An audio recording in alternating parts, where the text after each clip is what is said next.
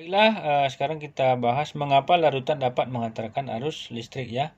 Kemarin sudah kita bahas bahwa larutan itu akan dapat menghantarkan listrik apabila di dalamnya ada ion-ion ya. Dari mana datangnya ion-ion itu? Ya, dari hasil ionisasi tidak terlarut ya oleh pelarut. Jadi contohnya seperti ini ya. Coba lihat ke sini.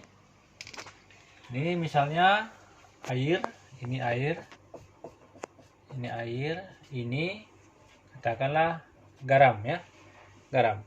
Maka kalau kita masukkan ke sini, kita aduk, dia akan larut ya. Jadi terbentuklah larutan garam ya, larutan garam. Garam ini, garam dapur ya, garam ini rumusnya NaCl gitu ya. NaCl ini kalau kita masukkan ke dalam air ini, dia akan larut dan terionisasi menjadi ion ya. Siapa yang mengionisasi? Si airnya gitu ya. Jadi reaksi ionisasinya NaCl ini akan terpecah atau terion menjadi Na+ dan Cl- ya. Dari sinilah ion-ionnya itu ya. Nah, itu dari sini inilah sebabnya si larutan NaCl ini dapat menghantarkan arus listrik ya. Jadi ion-ion ini yang menyebabkan dapat mengantarkan arus listrik ya. Beda dengan ini misalnya kita masukkan ini katakanlah gula ya. Ini kita masukkan gula. Masukkan ke sini gula ya. Ini terbentuk larutan gula ya. Gula itu tidak terionisasi. Jadi tidak ada ion di situ ya. Dia hanya larut saja tapi dia tidak terpecah menjadi ion-ion ya. Gula itu kalau misalnya kita masukkan glukosa misalnya, glukosa itu C6H12O6 ya. Kita masukkan ke dalam ya. Kita masukkan, ini tidak terpecah menjadi apa-apa ya, cuma larut aja.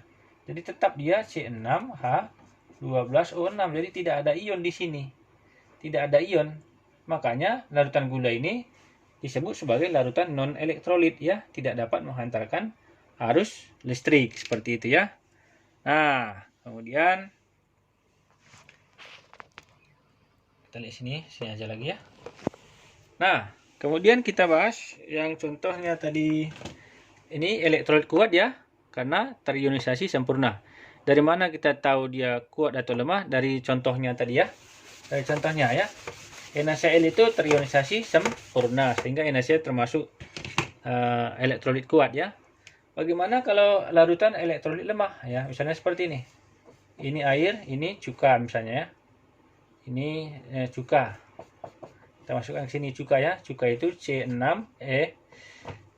Cuka itu rumus kimianya CH3COOH ya. CH3COOH.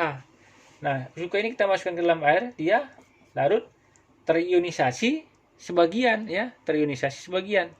Jadi dia terpecah. CH3COOH terion menjadi CH3COO- dan H+ gitu ya.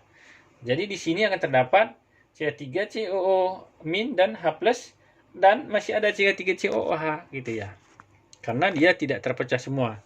Jadi di sini ada CH3COO-, ada H+, tapi masih ada CH3COOH. Kenapa bisa? Karena tidak semua CH3COO ini terion, sehingga ion-ion yang dihasilkan ini sedikit ya. Ya, ion-ion yang dihasilkan ini sedikit sehingga daya hantar listriknya jadi lemah gitu ya. Nah, itulah sebabnya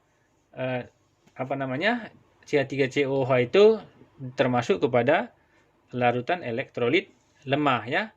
Jadi kalau yang kuat tadi, kalau NaCl tadi terionisasi sempurna atau semuanya terionisasi, yang CH3COOH ini terionisasi sebagian, sedangkan gula tidak terionisasi sama sekali gitu ya.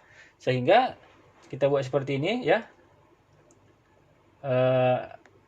CH3COOH, COOH itu terionisasi sebagian, jadi tidak semua ya, sebagian. Kalau apa tadi, NaCl ini terionisasi sempurna. Sempurna ini tuh artinya semuanya terionisasi ya. Sedangkan gula tadi, katakanlah glukosa, C6H12O6 ini tidak terionisasi ya. Terionisasi sama sekali ya. Sama sekali ya. Bisa dibedakan ya. Jadi kalau elektrolit kuat ini terionisasi sempurna, elektrolit lemah terionisasi sebagian, elektrolit non-elektrolit tidak terionisasi sama sekali ya. Untuk selanjutnya kita lihat video berikutnya ya. Terima kasih.